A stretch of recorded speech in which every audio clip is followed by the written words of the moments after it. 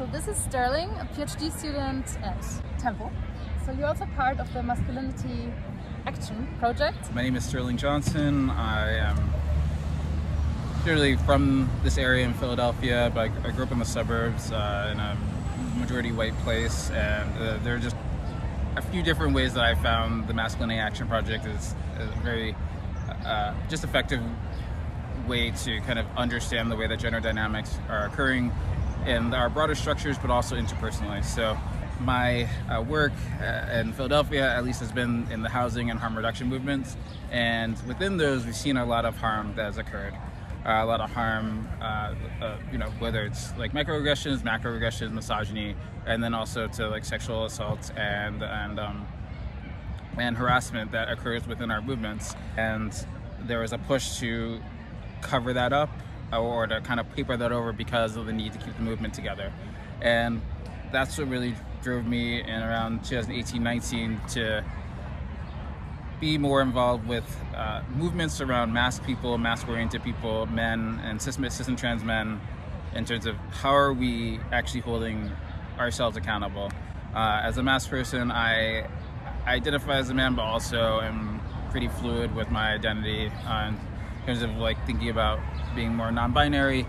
I am a queer person, I'm a black person, so and disabled person, I'm a disabled person, so there are ways that masculinity and toxic masculinity shows up in the queer and disabled communities just as much as I do any kind of white cis community or black cis men group of people as well. So I found it pretty important to be involved with that. At least what I see is that a lot of queer and gay men get away with misogyny because they are gay. They're thought to be harmless when we're not. We are not. We do have a lot of the same toxic behaviors against each other. We sexualize each other, we objectify each other, we treat each other like competition instead of collaborators. I think it's important that we're doing as much work around that as possible. Wow, yeah, that's powerful. So what concretely do you think can be done to address these topics? Yeah, for me it's a few different things. Like there is the internal work that kind of that is about like relationality, to like how are we supporting women and femmes in our organizations, intentionally like really treating people's perspective as valid around some of the harms and microaggressions that occur, making sure that we, from like the kind of like structural levels, are not ignoring trans mass people, trans men, trans women, you know, like speaking in the same, when we're talking about reproductive justice, we're talking about people that are pregnant, so people that can become pregnant, which includes trans men in that. So making sure that when we're talking about anything involving women, we're also talking about sexual violence against trans women. So those are the ways that like we're really trying to work at several different levels at like understanding patriarchy. And I think it becomes a little bit in the organizing and also skill building among us of like how are we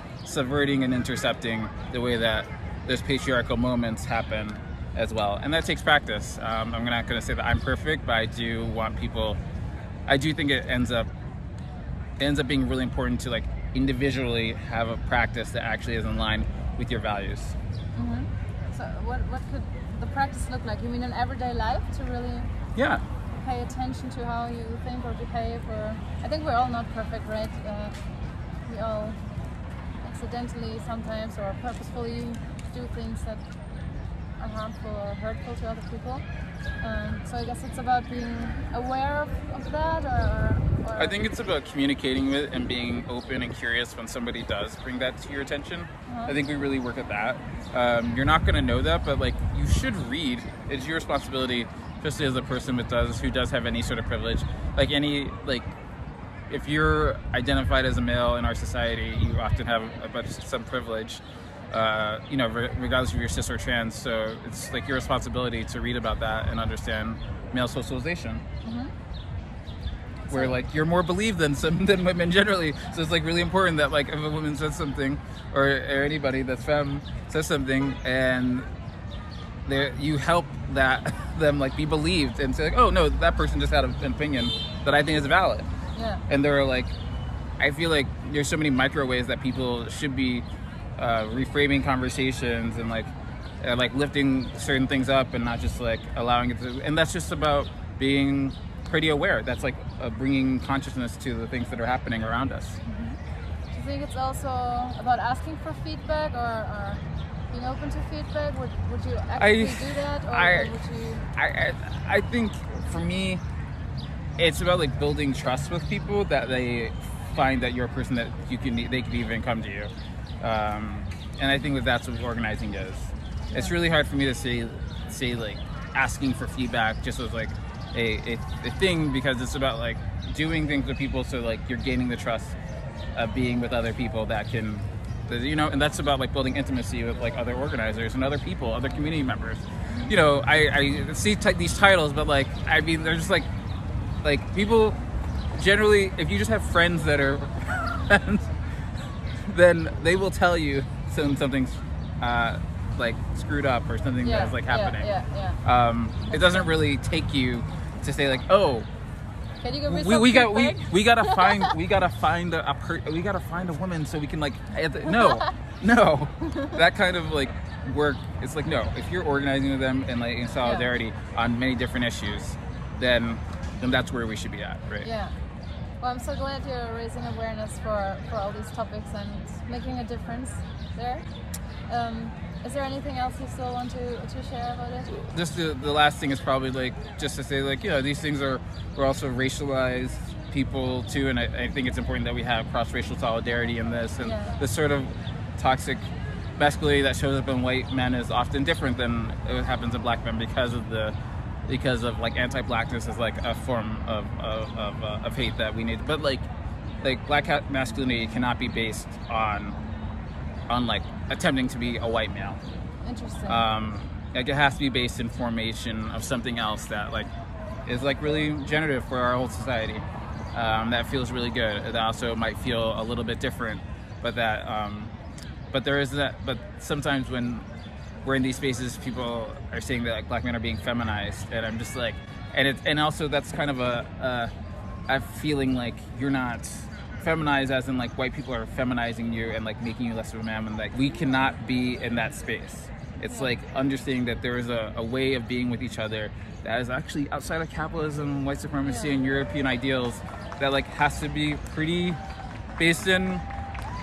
And honestly, talking to people from the continent and talking to indigenous people in America and Native people, that like gives us a different idea about like even the ways that like us as people, even like outside of your mask identity, are supposed to be interacting with people, with the earth, and like with your own self too, with your own body. So I think that's what we also try to help people get more in tune with, like what is happening in your own body, and can you just like listen to that instead of like trying to be like a black man or whatever that is, whatever that means to you. But like sometimes that stuff is what takes you away from like what is happening. It's like you want to tell people, it's like you should be able to love people based on you, and also you should, like, if there are ways that you feel like you're not getting enough or you feel entitled to a thing, you need to like investigate those feelings of why you feel like that is happening, because oftentimes that just is not real.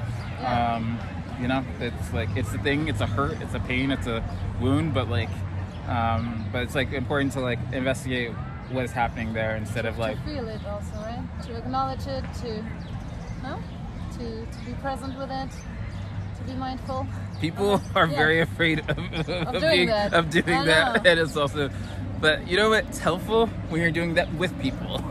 Yeah. That's what I see when people are like, it's like, it's very hard to move through that stuff alone. Yeah. It's much easier when you're talking to other people and you're helping heal each other. So that's doing that in the Masculinity Project? Together, introspecting and getting aware of your... That's why I question people that are saying, that think that they can do it alone. It feels like, for me, if you can do it alone, that's great, but that's not my experience. My experience is I had to deal with individuals that also were feeling something very similar.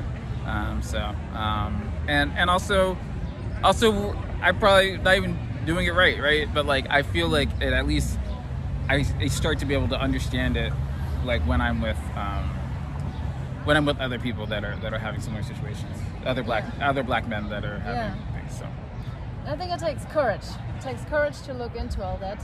And if we're talking about masculinity and men traditionally want to be courageous, etc. Okay, then try this.